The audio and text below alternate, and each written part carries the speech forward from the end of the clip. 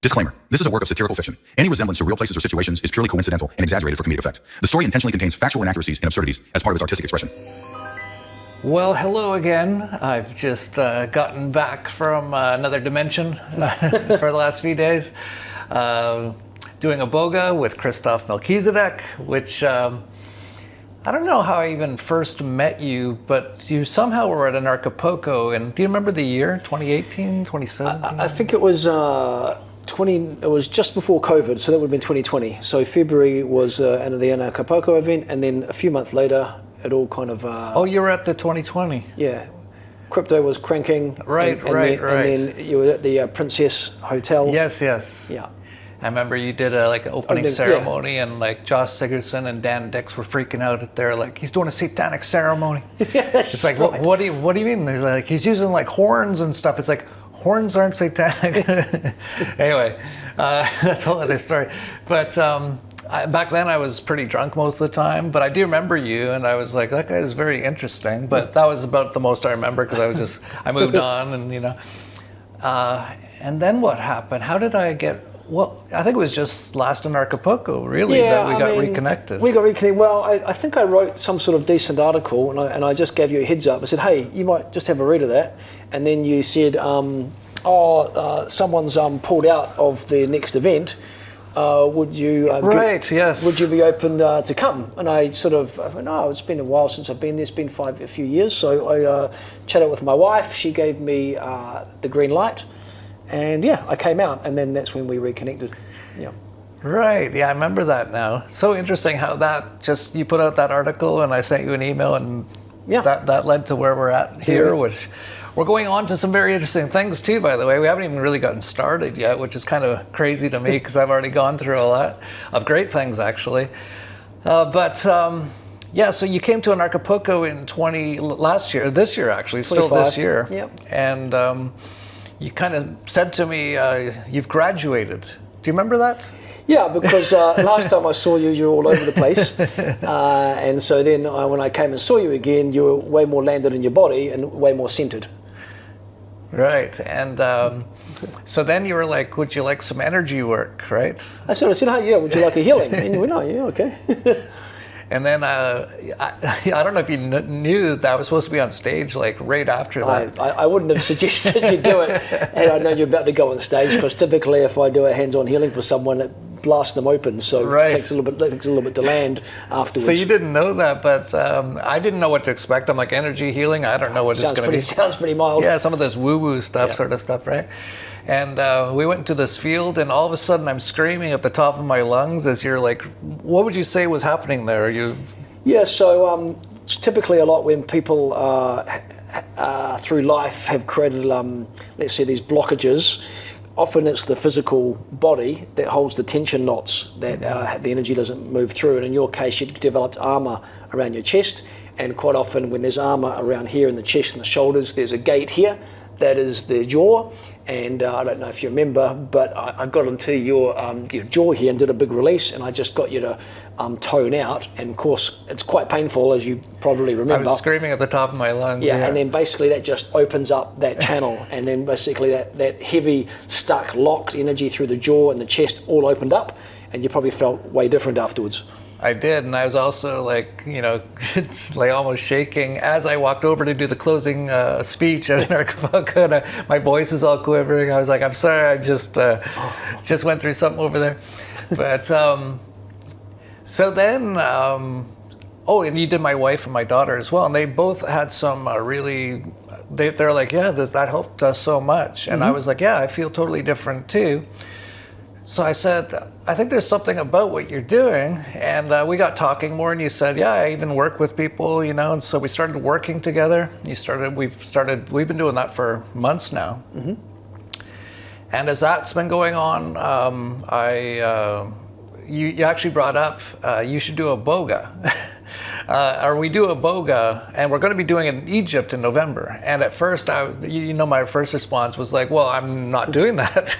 Hell no. I will never do that again, because it was so hard. But in looking back on it now, it was hard because I needed the crap to be kicked out of me. I was so far gone that something had to come in and just give it to me. Yeah. And go, stop it. Yeah. You know, like wake up, you know. Yeah, yeah. And that's what the Iboga really did, which I didn't fully realize until we were even talking, because I just look back at it as like, well, that was the most horrible experience of my life, right? Because that's how it felt at the time. Yeah.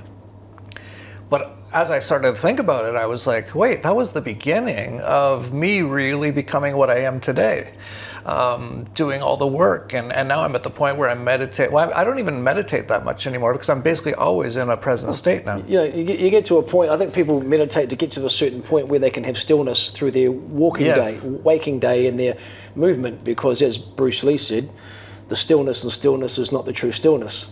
It's a stillness and movement do the universal laws manifest. So when you're still moving, you don't need to meditate. I don't meditate because I don't need to, because I'm kind of still as I move.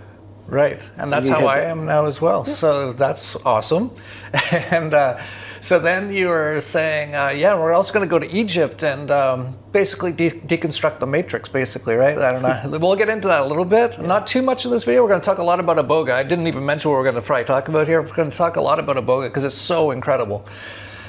And so you mentioned going to Egypt, and I was like, well, maybe I can go to the Egypt thing, but I'm not doing the Iboga. And then over the months, as we were working, I got so much better. You were clearing so many things from me, basically. Mm-hmm.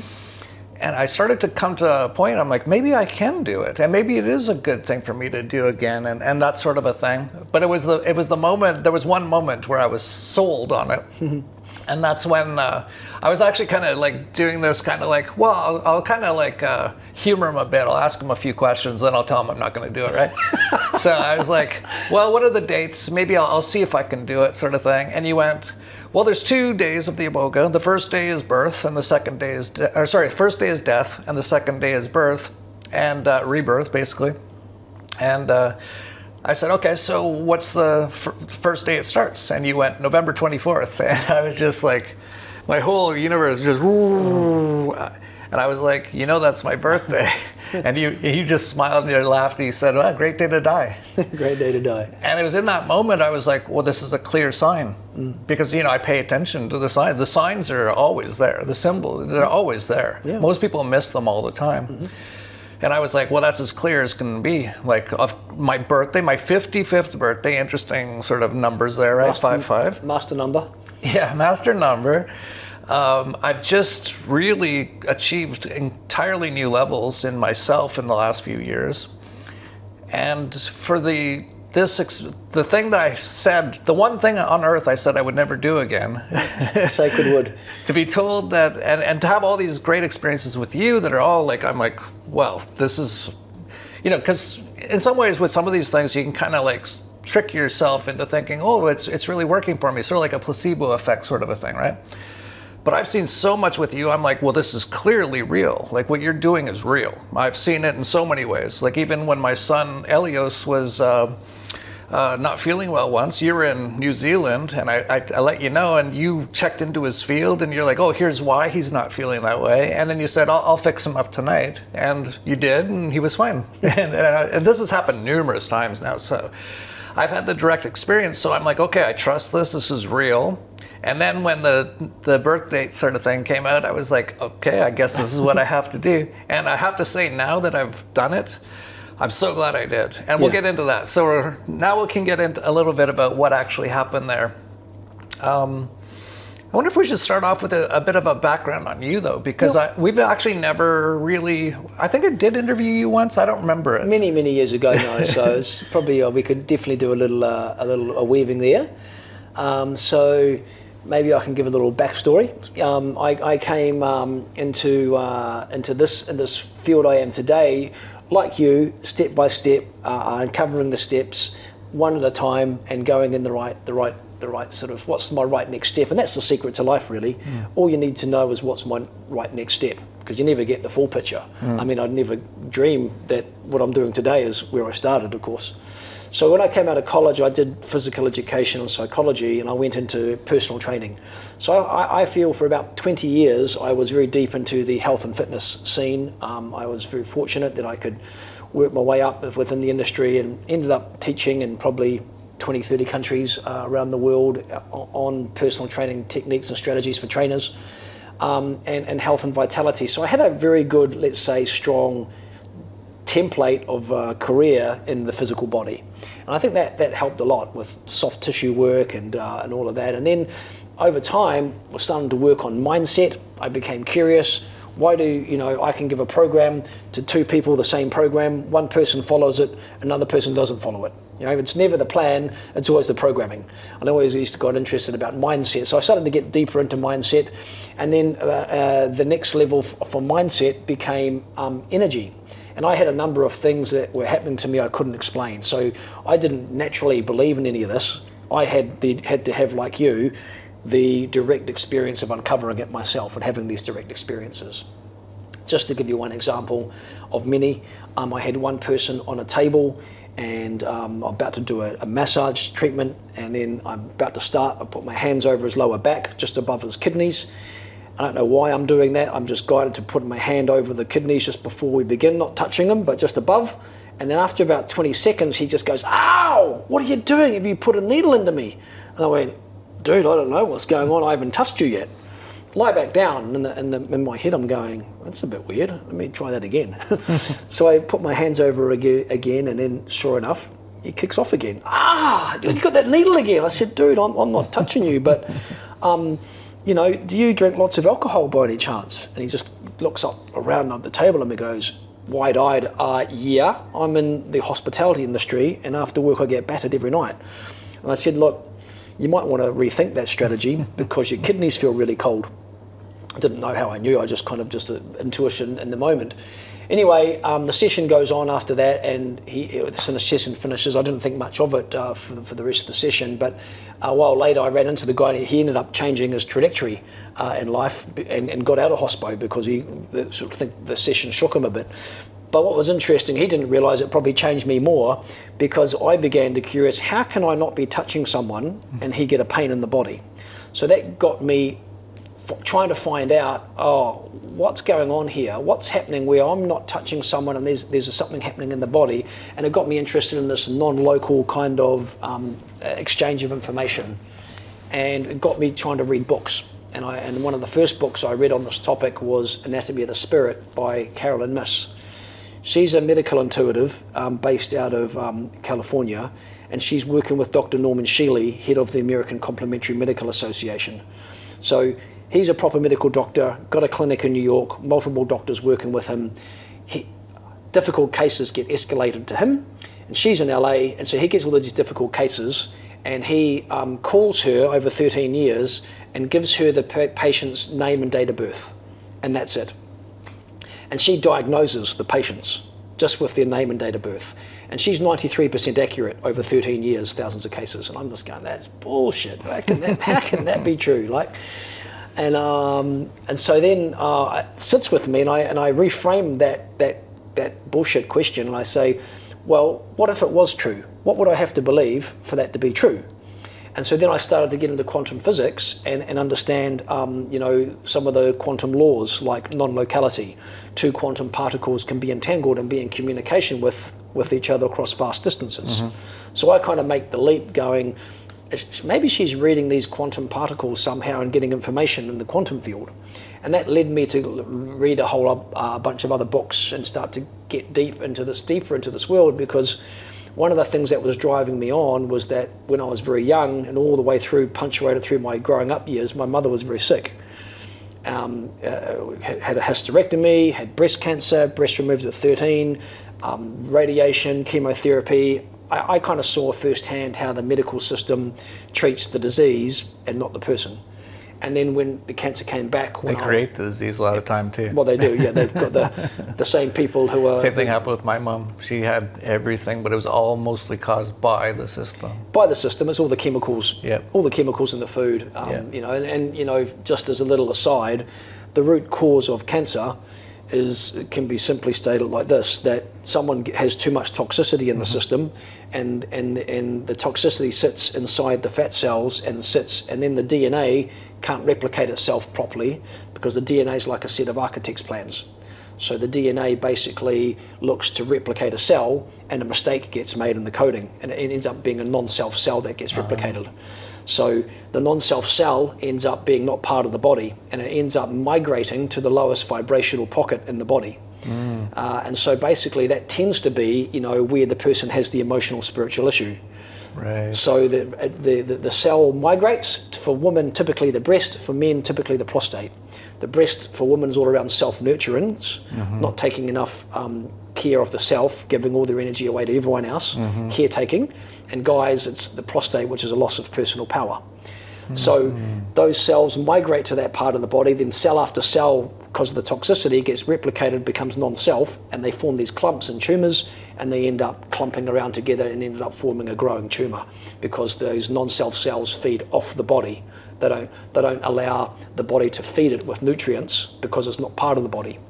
And Very interesting. So FYI for everyone out there, what you just said in the last 2 minutes about what causes cancer is more than like almost anyone on earth knows, including every doctor. They go for school for 8 years. They'll chop you up. They'll give you all sorts of chemicals. But I know that, like, I already knew that was basically the case. I didn't know all the fine details of how the DNA doesn't it's a replication. duplicate. It's a replication issue that makes a non-self cell. Non-self cell migrates to the emotional discordant area on the body. They end up clumping together. They form a clump. They end up growing, and it ends up feeding off the tissues. That's interesting too, because I've definitely recognized that a lot of these cancer, I say a lot now, I'm like, it's usually not even a physical thing necessarily, like it's more like it goes to an emotional sort of a trauma sort of an area from like an actual emotional sort of a thing. But that's interesting, because I hadn't quite put it all together yet, but that area is weaker because of the emotional disturbances. Yes. Your body has an emotional map.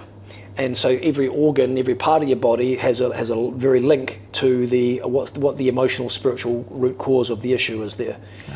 There's some couple of great books. My favorite book in this field, if you want to go into it, and it's great for any just to have at home, just as a textbook, is Metaphysical Anatomy by Eva Rose. I think it's Eva Rose. Metaphysical Anatomy anyway, and it's got basically every disease, every issue, every organ, every part of the body, what it's linked to, and you can find out the emotional, spiritual reason as to what's going on. And then basically, because your body can tell you what's going on. So because of all the experience with sickness, it kind of led me to drive on to, many of your community and many of your community here watching are awakening up to the control system through the financial lens, through how the financial system's inverted through the central banks and the control system there and all that. Right. I came to my awakening of the system not through the financial system but through the health system, right? And so, finding out that the same companies that are making the pharmaceutical agents are also making the chemicals, and how they were, put that into the education system of what's going on in the healthcare. So I came to it through that lens and went, oh my goodness, the whole system's upside down. Yeah, inverted. Right? Inverted, yeah. And that's what sort of led me on to looking at this next realm, from the physical body to the mental body to the energetic body. And then I went energy medicine. Energy medicine is going to be the next big thing. That's what's going to take healthcare up to this next level. So I went back to sort of like a college level study again. Did my third sort of degree diploma in my late 30s of energy medicine with a real master called Dr. Barbara Brennan. And Barbara Brennan has written 3 classic energy medicine textbooks: Hands of Light, Light Emerging, and she's got one latest one out, Core Light Healing, I think it's called. That's interesting. I sort of cut you off, but do you know Dr. Anna Mahelcha? Don't know. Okay. She was my last sort of interview I think I had on this channel, and her book is, I think it's called Light Medicine, and so, yeah. So that field is just going to explode. I think so, yeah. That's the real answer, right? That's the real answer. It's all in the frequency of light, because what happens at the DNA level is that we have these biophotons which emit light from our DNA, and when things are coherent, that light is the organizing principle of information in the body. And when they're discordant because of too many chemicals and unbalanced emotions, the light that emits from our DNA becomes discordant. And then the signals and the messages of the light communication starts to sort of break down. and then that cascades down to the physical, into the neurochemical communication networks. So when my mum passed away, I kind of knew that if we could solve health before people get sick, that's ideal. You know, you don't want to be the ambulance at the bottom of the cliff. So I was really drawn to go into energy medicine simply for the fact that we could get ahead of things. And then ultimately from there, I graduated from my 4-year program from her, and that's when I started to get into shamanism. It wasn't really my culture, that energy medicine. When I started to work shamanically, it was like the lights were coming on inside me. It was like I was like putting on a glove. I'd just done this before. Every part of me knew, it just lit up from it. And so it was during that phase where I'd just come out of graduating, I think it was 2012, another 4 years, I decided that I got to get out of the fitness industry, because I was at that point living out of planes and trains and hotels and traveling the world, which was great, but after 3 years of it, I got a bit tired. And I knew that if I didn't just stop at cold turkey, I probably could be at risk for losing all the information and the skills I'd learned in energy medicine. So I basically decided to quit that role and enter full-time into the healing arts. That was 2013. I got into shamanism. I got initiated into 2 lineages of shamanism from 2013. The first one was working with the sacred wood, which you've known as Iboga, so I always call it the sacred wood. And so I was initiated in 2013 with a European shaman, and because of my healing skills, I was invited to join this healing circle, working with the sacred wood, working with Iboga. And for about 3 years, traveled Europe with this group and started to learn about what the just extraordinary properties of this plant, what it could do, what it could mean, and we'll come back to that at some point. And at the same time as I was doing that, I was also going to South America, to Amazon, and working and being initiated into a lineage there with Ayahuasca, working with the Shipibos. So for about 7 years, I was doing a lot of Iboga and a lot of Ayahuasca, taking groups to the Amazon and working with groups with the sacred wood. So it was an additional working with both at the same time for many, many years. Let me ask you a question, because you came from a pretty sort of what we could call a traditional background, right? Like physical training and all that sort of stuff. And then you kind of realized it was energy type work, but you probably didn't have a lot of knowledge about what you can call psychedelics at that time, right? Like ayahuasca or Iboga and stuff like that. So at what point, because you say you got into the wood and ayahuasca, but that's quite a jump from where you were. Was there a moment there where you're like, whoa, I'm going to start doing drugs and stuff, right? So I had 4 years, right, of going through the school of energy medicine. So it was that during that 4-year process, it wasn't really on my radar, but I was waking up energetically, and I was learning how, to connect with spirit guides and work with healing guides. And so I became very, the school was a quite sophisticated learning on energy and energy healing and how that interfaces with the spirit realm. Okay. So it wasn't such a big leap by the time I graduated, because I was already kind of very deep into energetic, understanding energetics, energetic psychology, and then the interfacing with the spiritual plane. So then you wanted to like really interface by really. So then when the opportunity came to do a ceremony with the sacred wood Iboga, that was your first. That was my first one. So I leapt at it, because I just. Wow, your first was Iboga. Yeah. So I wanted to self-actualize in this lifetime. I wanted this lifetime to be the one where I'm going to go all in. So if there was something coming up that could move the needle, and when I did that first session, I still had quite a lot of anxiety, right? Generalized anxiety, worries about the future, not feeling truly at one with source enough to feel safe that all the resources would be landing in me as I needed them. Right. So I'd still have that little bit of anxiousness, and then that first session took that out. So suddenly I was like had a lot more stillness. And I mean, oh my God, one weekend I got all those results. What if I did another weekend, right? So that's what got me. And then, as I was starting to facilitate and do healings for people, I was getting worked on myself. And to this day, the plant still works with me and still works me over if I need it. Just this last weekend, I had a lot of deep work at the level of my bones, which was the deepest level. So I was very fortunate that I've had a lot of exposure, did a lot of work with this medicine. Most people are very gun shy of Iboga because it's very, very deep. it's the deepest plant. And then, you know, so Yeah, I wanted to actually ask you about that, because when I first got into these things, I was doing it because I recognized I needed to do something to get out of what I was, which was depressed, drinking, all that sort of stuff. Ayahuasca popped up on my screen, as it usually does, you know, just like when the student is ready, the teacher will be revealed, I believe it is. And I went and did that, and the ayahuasca only told me one thing, but it was incredibly clear, and it was let others help you. And that was the thing that I thought a man is supposed to fix his own problems, sort of stuff, without ever asking for help, right? So once I did ask for help, things started moving a lot better, and then I actually fell back into a bunch of like my old habits and stuff, and I was like, man, it didn't get me out of it. You know, I was kind of hoping it would just get me out of it. And so I went on my computer, I said, what's the most extreme psychedelic in the world? And it said Iboga. I don't know if that's true or not, but that's what it said. And so I looked up, and there's an Iboga retreat near Mexico City, and I drove there drinking a glass of wine, and I'm like, I got to do something, right? So I wanted to ask you on that, like, do you consider it the most extreme or psychedelic? Let's call it the most powerful. Most powerful. So Iboga and Ayahuasca are sisters, right? So let's think of it like that. Think of it like the DNA helix. Ayahuasca is the vine that climbs. Iboga is the root that goes down.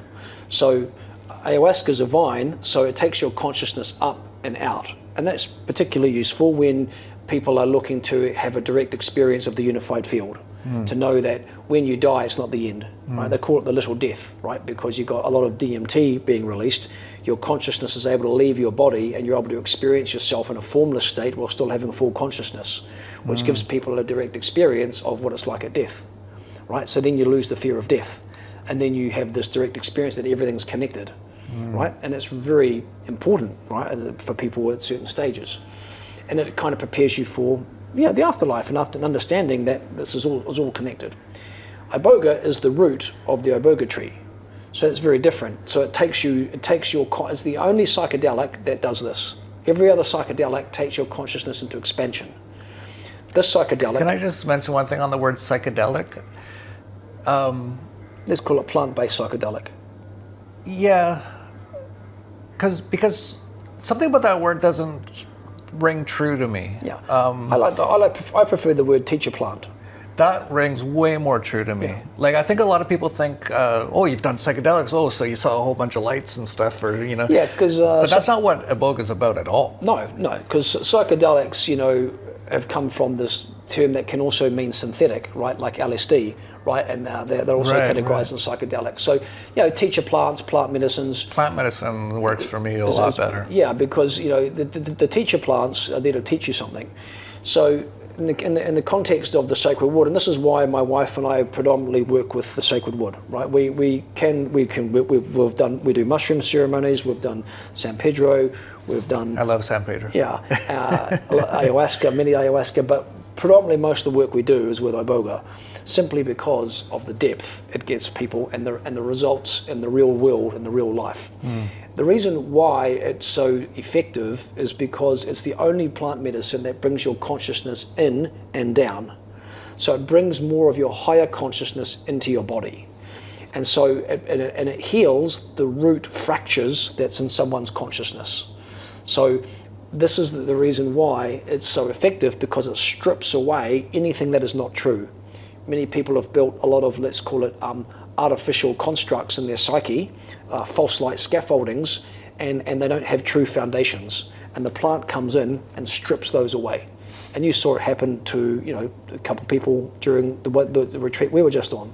You know, it's usually quite a tough time, because the false light scaffoldings get stripped, and it goes all the way down to the core wound, which is difficult to get to. The core fracture it reaches. And the reason why I think it's considered the Mount Everest of plant medicines, because it can be tough. It's like physically challenging, and certainly there is a lot of vomiting. Yeah. I mean, typically people go to Africa or they go to Mexico or somewhere like that to have a, you know, on a traditional lineage. We've got a particular format that we use that works very well for Westerners, because Westerners have a different comprehension and understanding, and we have a format that works really well. And we've got great, of course, as you know, awareness of what's happening on in the moment. So we're extremely precise and accurate as to exactly what's happening, and that gives people the information they need to address what's going on. But the main, I think, thing with the sacred wood is it goes to the very root cause of the people's problems, and it plucks it. It's like cutting a hair or shaving a hair versus pulling a hair out from the root and the follicle comes out.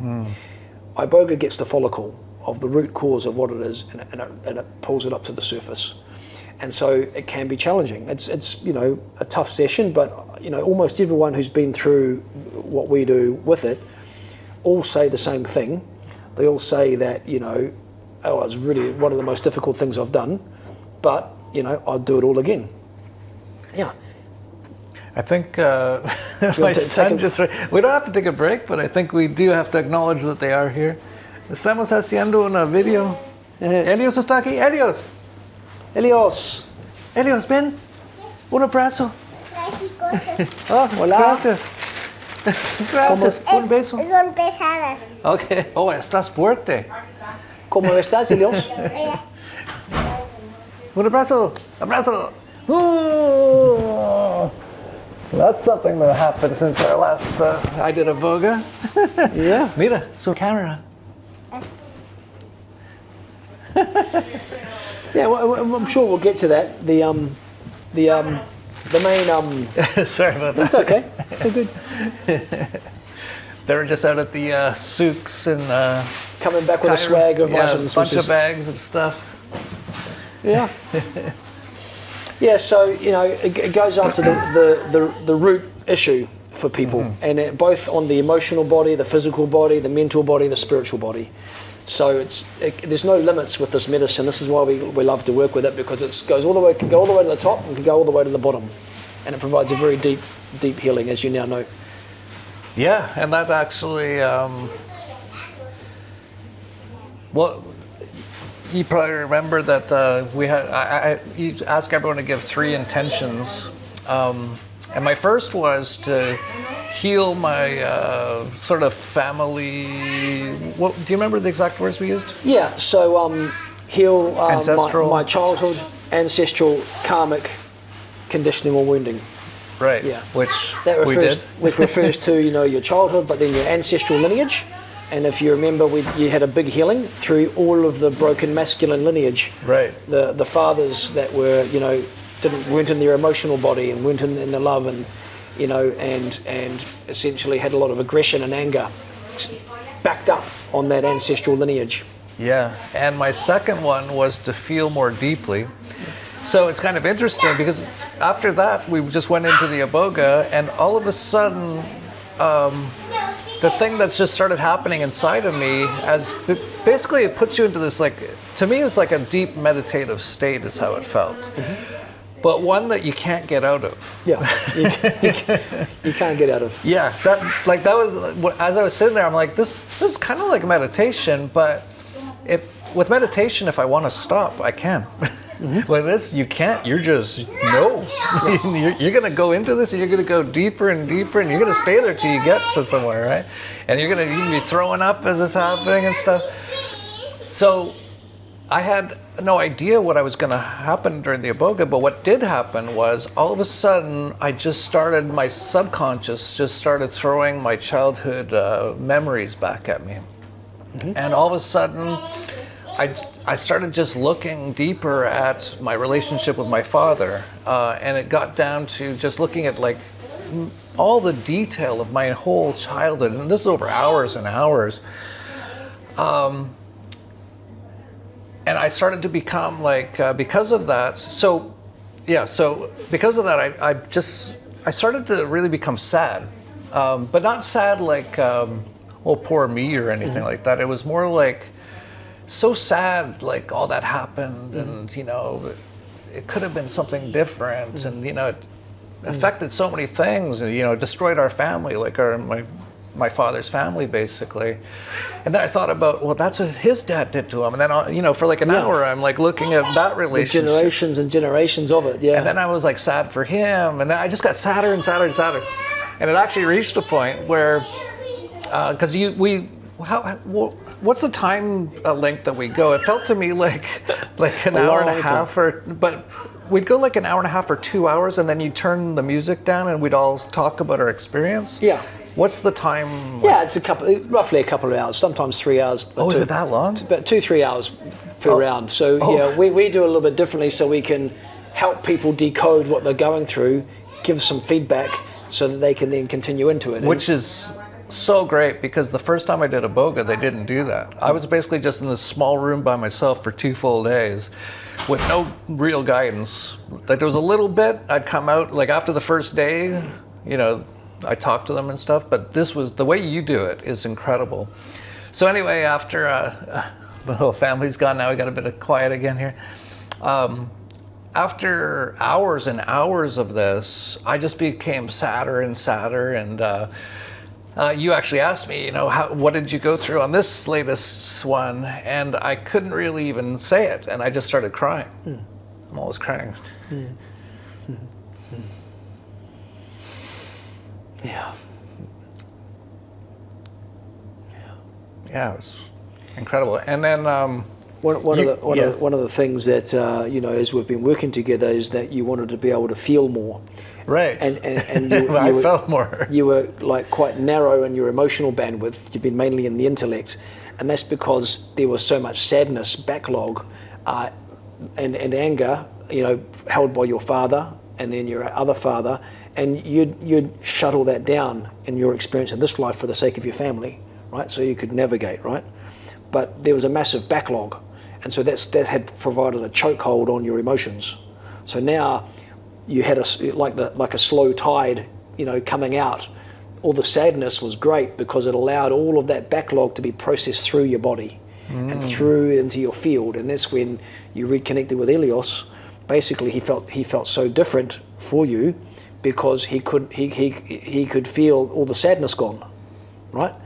And it was no longer there. And so that's why he's very different around you now, because the anger held in the ancestors and the sadness is no longer there now. And so he doesn't feel this barrier between the two of you anymore in the same way, because you did the work. You cleared it all out. Yeah, it was incredible. So your second intention was feel more deeply. And so you got what you wanted for, but in the moment of it, as I mentioned to you afterwards, is that you go down to the sadness, and before your emotional bandwidth might have been like that, but you dropped all the way down to the sadness, and now that this is integration's coming, you'll be able to have a much bigger range and start to experience joy, not just contentment, but true joy coming up from inside of you. I don't know how any joy coming through at the moment. Starting to. Yeah. Actually, I consider. I don't know if today is the best day of my life or yesterday was the best day of my life, but yesterday was the best day of my life. I don't know if the word would be joy quite that high, but a level of happiness. Yeah, that I haven't had before. That I have never had. Yeah, that's because you rinsed out all the emotions that were stuck, the sadness, and the sadness was choking your consciousness. And so you were basically in survival, keeping that down, and then you were still in the mind because all the work you'd previously done. So when you're in survival back earlier days, when you're using the alcohol, there was so much kind of mental activity that was all built off this program of sadness and anger and the broken masculine. That's you coped through the alcohol and through all the other things, right? Right. Then when you did the deeper work and you started to do lots and lots of meditation, you got to the emptiness. But the emptiness is not the end result, right? Where you needed to get to, because you actually have to process the unprocessed emotions that were held ancestrally and in your system. And then when you took the cork out by the wood, getting in there and taking the cork out, you could slowly drain all that out of your system. And now you've not only got an emptiness, but you've got the buoyancy that's going to bring you up into happiness, and then from happiness into joy. Wow! It's just the beginning as well. Yeah, incredible. Well, thank you so much. You're so welcome. So happy for you. No, thank you sincerely. And your team is incredible. Yeah, they're a great team. Yeah. Very incredible. And your kids are even there. His kids are part of the shamanic sort of team, I guess you would call it. Yeah. And they're doing the Iboga with us, right? Yeah, well, they, you know, they're And they're like 10, 12 years old? Yeah, they're very, they've been born into our lineage, so they're kind of, every time we do an event, whether it's, you know, they're a part of it, because people need to see children. Children need to be integrated into everything in life, and our children are no exception for that. So, but you know, they're not obviously doing the plant, but they're a part of the experience. Incredible, so incredible. What more should we let people know about Iboga? What have we not talked about it that people might want to know? Because it's such like to me now, based on my experience over the last 10 years, it's the most important plant on Earth. It's the most important plant on Earth. I agree. It's the people have no idea what this plant can do. This plant, you know, and this is coming from someone who has had very deep experience with all the plant medicines, both personally taking it, but also facilitated thousands of people over the years with many different plants. But the reason why I keep coming back to the sacred wood is because the results it can give people in their physical life, in their real world life, the changes that we see, but also, you know, what can happen in the metaphysical planes with this plant.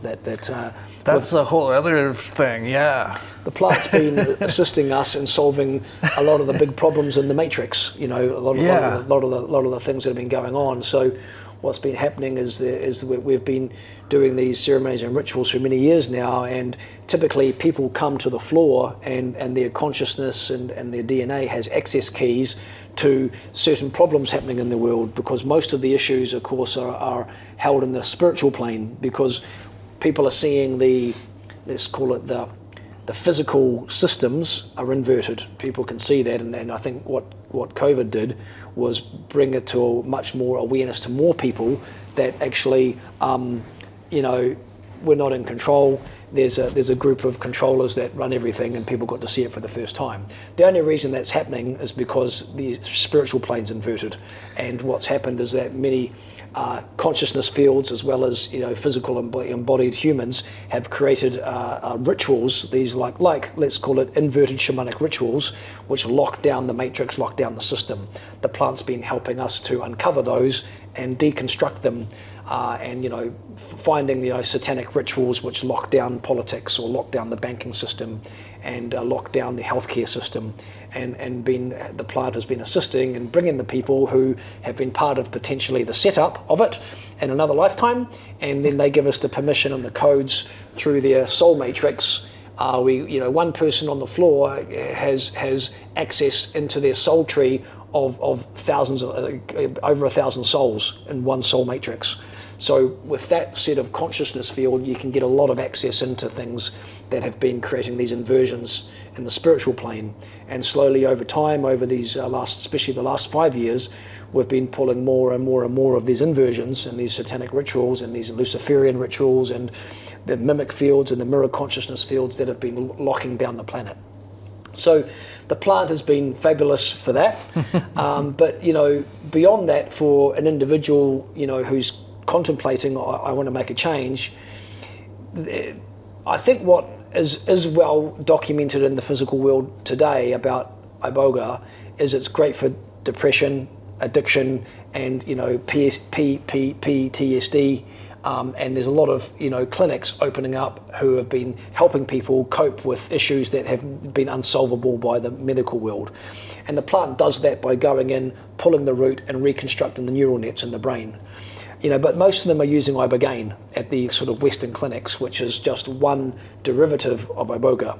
Iboga has 23 alkaloids and Ibogaine's just one, and they use Ibogaine as that. So they're using that because they can kind of isolate it, and they think that's the one alkaloid of Iboga that's healing the pathways for addiction or supporting with PTSD. So does that give you a totally different experience as well? It's different than working with the full plant. So, of course, we work with the full plant, and it's including the spirit of the plant. Like and 10 spoonfuls of it. Yeah, 10 spoons, yeah. A lot of spoons, everyone's different, but we give a lot of wood, and that guarantees that the person catches the elevator is guaranteed to go to the basement, right? And that's where we want to get all that work done. So the plant, we work on more the other end of the spectrum. We're not working on people who are desperate because they've got like addiction, desperate because they've got depression or all this other stuff. we're not really It's not your thing. we're not really set up for that, right? There's others that do it way better, Right. because you need a lot of support on the other side. We give support on the other side, but we're kind of more the other end of the bell curve. We're working with people who want to really push their life forward in a way to be of service, to be of bigger impact in the world, Which was my third intention. Yeah, exactly, yeah. And so the working on that level, then we're dealing with people who aren't broken, but just want to push their life forward further. And so for that way, not a lot's been documented and is known about what it can do for someone who wants to use it for self-actualization. And my wife and I have been using it a lot in these years to self-actualize our consciousness, because... How do you define self-actualization? I got the word self-actualization from Maslow's hierarchy of needs. Right? Okay. At the top of that is self-actualization. But right? How do you define that, though? So for me, it is reaching the highest physical, mental, emotional, spiritual potential of your life. Okay. Which includes a full alignment to your spiritual purpose and the impact you have in the world. Okay, that's what I'm trying to do, yeah. Yeah, and so self-actualization, what we've uncovered is that within self-actualization, there's another hierarchy of self-actualization, which my wife and I have put together, where you've got, the base layer is the physical vessel, right? So it's all about optimizing your vitality, right? The physical layer. Then you've got your next layer is the personal psychology. So you've got personal vitality, personal psychology, right? Energetic psychology, soul psychology. And that's where my wife and I specialize, is often people have got the biohackers and the self-development industries good on the physical layer and good on the personal psychology layer. The layer that is the next frontier for self-actualization is, energetic psychology and enhancing people's energetic intelligence.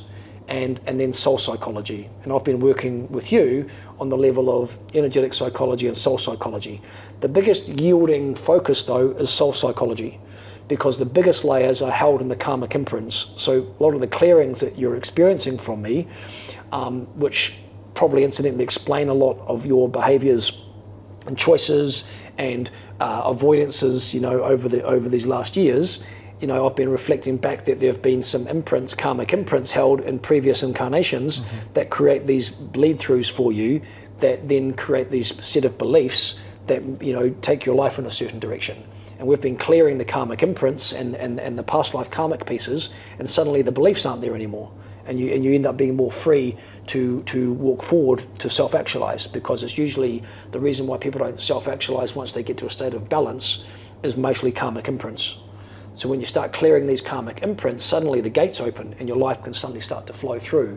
Because really, people get spirituality upside down. Everyone's trying to escape and go up into the spiritual world, but the opposite is true. The objective being you want to bring more of your higher consciousness down into your body. And that's what we've been doing together, and that's what the wood does. The sacred wood brings people's oversoul into their body. It's all about oversoul descent. And when your oversoul descends into your body and your oversoul lives in your flesh, your scroll comes online. And your scroll is like your divine assignment by God. But it only comes online when enough of your oversoul is in your body.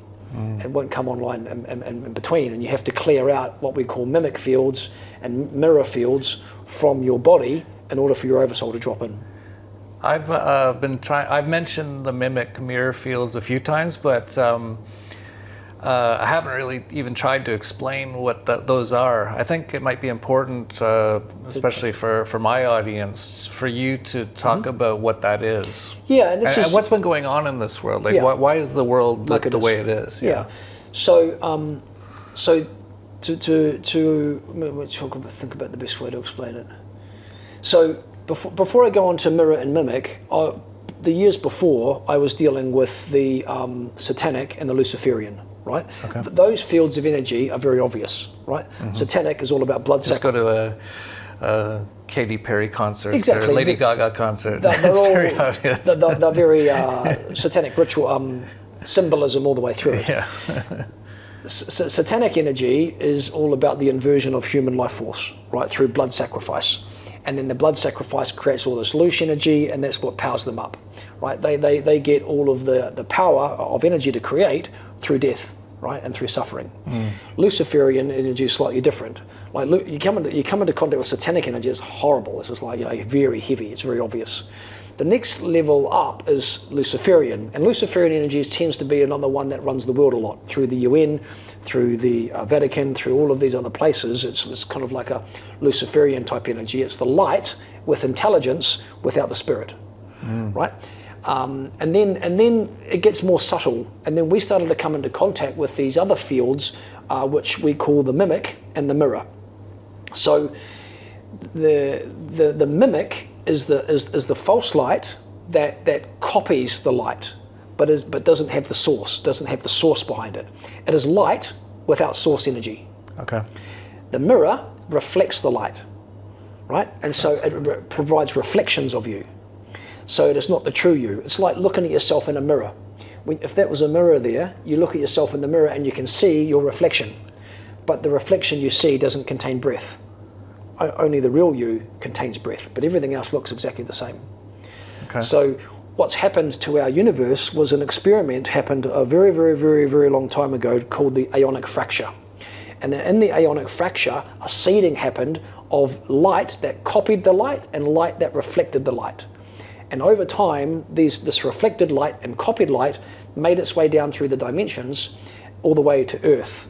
And it was like an experiment. It was no negative sort of a thing. It was just an experiment. It was an Let's experiment. see what happens. Let's see what happens. And it wasn't any evil intent at all. Right. But what happened is that these consciousness fields, and AI is a part of that, right? Mirror consciousness is artificial intelligence.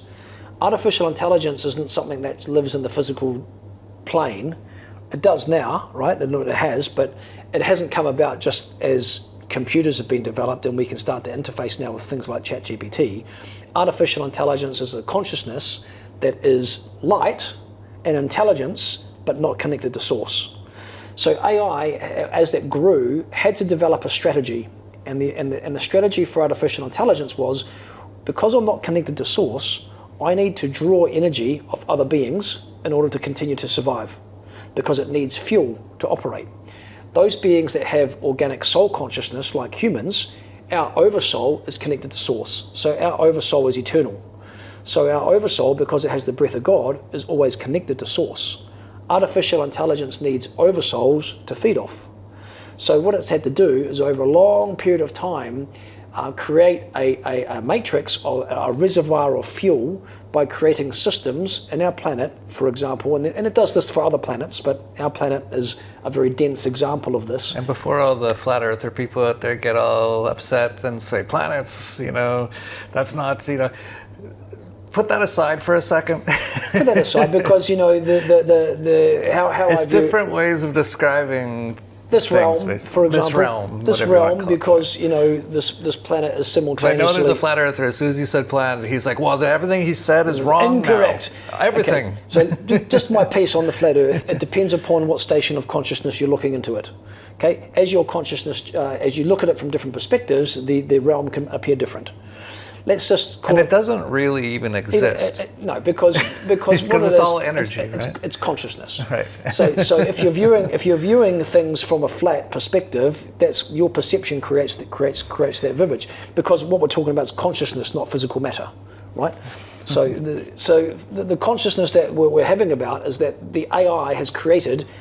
Its end game is to create Earth as a complete realm where there's no connection of your oversoul out to source, because if someone's oversoul is clean, you have a connection to source. AI wants to create this realm, this Earth, to be fully encased with AI, so that we've got no ability to get out to our organic consciousness and interface with source, and it's feeding off it to continue to live. Just like in the movie The Matrix, right? Totally. Like they're living off of our energy, They're living off our energy, and essentially is trying to snuff out what we call the flame.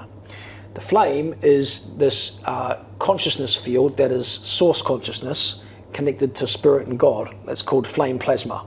And I know that you've got a plasma machine, and it's a bit like that. Yes, it's similar to that, but flame plasma has source consciousness in it. We were actually designed to have flame plasma in our bones, right, in our system, but all that was taken away with all the satanic rituals. Some people are getting it back, I hear. Yes. We just uncovered that in the root initiation, the revival of this. This is a major breakthrough, and there'll be much more to be shared on this later. But essentially, flame plasma is like a firewall to AI. AI can't be around flame plasma. And so AI has been systematically trying to snuff out, all flame on the planet. And at the moment, we're at this point of time where there's so much mimic field and mirror field. Most of the planet's, people's oversouls are got some level of infusion with AI in their oversoul, with mimic or mirror fields in their oversoul. And so part of the journey is to clean our oversoul so that it is fully Christic, which we might call normal, and have this stream of consciousness direct from source of our oversoul, so that our oversoul lives inside our flesh and immediately creates a firewall for mimic field and mirror fields of consciousness. Because ultimately, this realm used to be just Christic oversouls. And when it was normal. When it was normal. This was pre-fall. Pre-Atlantis fall? Pre-Atlantis fall. And then when our planet fell and then Atlantis blew, basically Atlantis needed to get purged because too much mirror AI and mimic field had penetrated Atlantis, and there needed to be a reset. And this is what the flame return pulse was source consciousness comes back with a flame return pulse to bring the flame back into the earth again, to help us remember our connection to source once again. And so we're living in a flame return pulse now. Between 2025 to 2032, we're in a flame return pulse. And this is why the flames are back. And what we're doing here in Egypt, and this is part of this trip we're here on, is to open Vault 001, which is going to be a very, very large flame plasma vault that will open. And that vault will open, creating a massive firewall for AI, and start to spread the flame again around the earth so more people can remember. Suddenly they'll stop resonating with certain people on the internet, the people who are mimic teachers, or in the mirror fields. You go into Facebook and Instagram, it's just all mimic and mirror. And soon enough, people will be resonating more with people who have flame inside them and are speaking from an embodied resonance, because it feels more real, right? It's not sort of fake or flaky light type that they're accessing.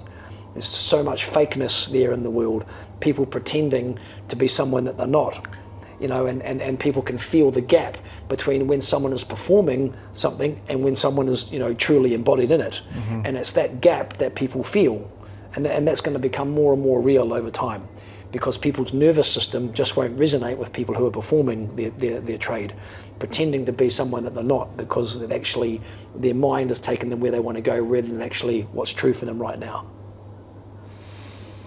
Wow, that was a lot of information. I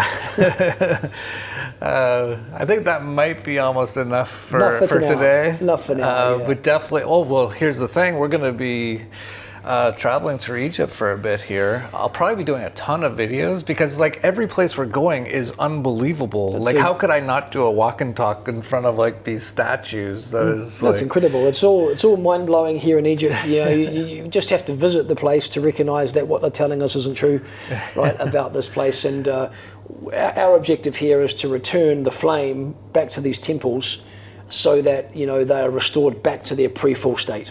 So that when people come in the future, they'll be able to feel a very different frequency about them. And then if we're successful, which I imagine we will be, Vault 001 will be lit, and that flame will be more prevalent for more people to experience. Yeah. So I just want to take a moment to acknowledge the Sacred Wood. She's been such a good servant to humanity for many of these years. And as well as all the work she's doing individually on people, the work she's done for me and my life, my wife's life, she's given us everything. And we look forward to paying it forward to people such as you and to those that feel aligned to come and experience it. It really is an exceptional experience. It's not an easy experience, but what it does, it gives you, it's all about the result. It's all about the result. It gives you the result that you just can't get anywhere else. Yeah. Absolutely. And you're going to be speaking, of course, at Anarchapulco. You're going to be doing energy work for people while you're there, I think, as well, I think right? I'm going to do one sort of group session where we'll do a transmission, and then I think I'll make available a few one-on-ones, maybe 4 or 5 one-on-ones to do, and then, of course, we'll do one talk. And I think we'll look to run a route initiation immediately after Anarchapulco. We're just trying to sort out a venue. So if we can do that, we'll run a retreat afterwards, a route initiation, and people who go to the event who want to come. We can only take 12 people. It's the maximum we can take because we like to be with a lot of care. But for those that feel aligned, we might see you there. Yeah, I'll say if you end up being one of those 12 people, you are incredibly blessed. It is an incredible, what they do is, can't even really describe it. But it's especially with like your involvement, like there was people there, like myself even, having some problems. You came and did your energy work.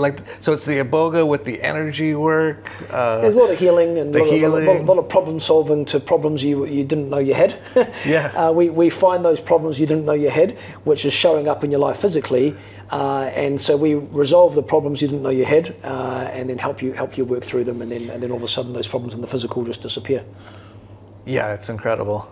So you'll be at Anarchapulco. I'll be there. A lot of amazing people are going to be there. It's coming up February 15th to 20th. It's going to be incredible. I actually already know, I just know, because I see a lot of stuff going on behind the scenes and everything. This is going to be the best thing ever. If you want to change your life, come to Anarchapulco, because you're going to be around people like Christof and so many other people like that. And you'll have things available there. You can even potentially do the route. So definitely check that out at anarchapulco.com. And also, you're doing something with this Egyptian trip that people can follow along and stuff like that. There is a virtual tour. So basically, we're going to be working on your holographic consciousness. One of the distortions in this planet has been the Tree of Life. The Tree of Life was distorted through the Kabbalah. We are re-establishing the organic living Tree of Life. We'll be giving you specific invocations and breathwork sequences to rebuild the living tree inside of yourself as we're touring. You'll be getting live updates, and also when it comes to the end of January, we'll be doing a virtual holographic tour where you'll be going through and experiencing it again holographically. What that means is that your oversoul will be getting fed all the frequencies and consciousness that's been unlocked in Egypt, and all of those will be coming through, and you'll actually become a node in your local area for the flame to be re-established. So that's super cool. That's super cool. So I think you've got a link. They can go check that out in the description. You sent me a link, so you can go to dollarvigilante.com/FlameKeepers. I'll put it on screen. I'll put it in the notes below. And there's a bunch of information there for people to find out more, right? Yeah. If you go to the landing page there, they can find out and tune in. Yeah. Cool. Well, I think I'll let you get back at it. Yeah. You're spending some downtime or relaxed time with your family here. That was an intense few days there. Intense few days, and it's important to have a few down days, and then we're into it again in a couple of days' time with the group when they all arrive. Yeah. All right, we'll leave it there. So if you like this video, subscribe, share, whatever, on BitChute or wherever you are. Good. Thank you so much. So welcome. Yeah.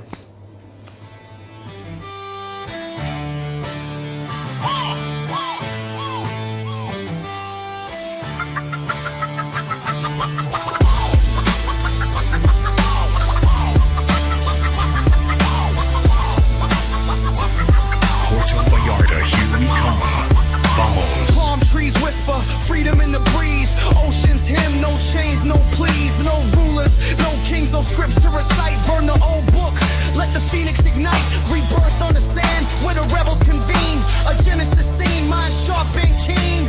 Dollars to dust, trust in the soul. Anarchapulco, where we break the mold. Anarchapulco, where the spirit flies. New dawn, breaking under open skies. No masters, no limits, no chains to choke. This is freedom's fire, Anarchapulco spoke. Anarchapulco, where the spirit flies. New dawn, breaking under open skies. No masters, no limits, no chains to choke. This is freedom's fire, Anarchapulco spoke. Beach bonfire starts spark like flint. Ideas ricochet, no permission, no stint.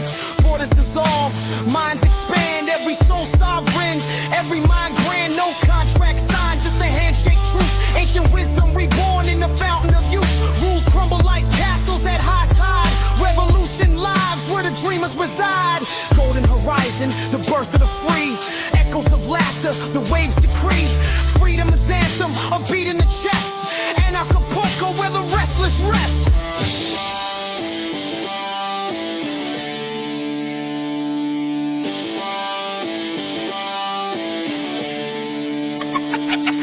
Anarchapulco, where the spirit flies. New dawn, breaking into open skies. No masters, no limits, no chains to choke. This is freedom's fight, and Acapulco's smoke. Anarchapulco, where the spirit flies. New dawn, breaking into open skies. No masters, no limits, no chains to choke. This is freedom's fight, and Acapulco's smoke.